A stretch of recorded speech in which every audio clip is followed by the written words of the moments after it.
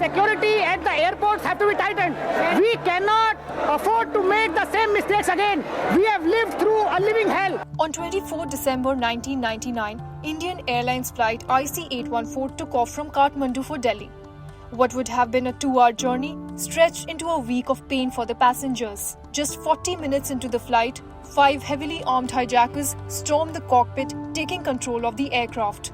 We have asked of the hijackers to spell out what their expectations are, and we are awaiting their response. They had one demand: the release of 36 militants from Indian jails along with $200 million in ransom.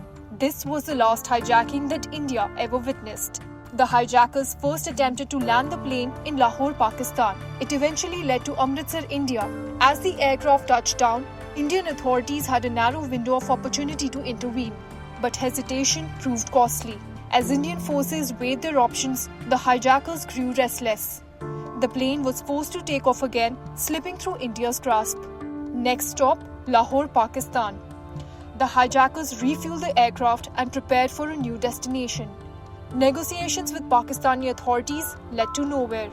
The flight was on the move once more to Dubai.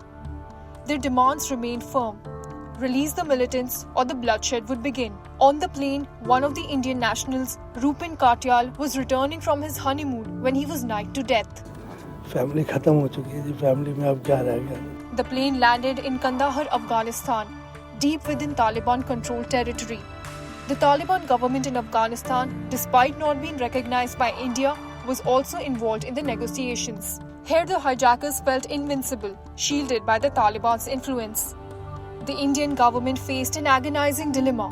With the clock ticking and lives hanging in the balance, they were forced into a corner. After 6 days of intense negotiations, the decision was made. 3 high-profile terrorists would be released in exchange for the hostages. Among the released terrorists was Maulana Masood Azhar, who would later mastermind the formation of Jaish-e-Mohammed, a terror group responsible for 2019 Pulwama attacks. On December 31, 1999, the hostages were finally freed. The hijacked aircraft returned to New Delhi on January 1, 2000. Happy New Year to everybody. Thank you all Indians for praying all of us. Thanks a lot. Many leaders since then have criticized the decision. Now, over 2 decades later, the harrowing events of the IC814 hijacking have been brought to life on Netflix. For more informative videos like this, keep watching India Today Newsmo.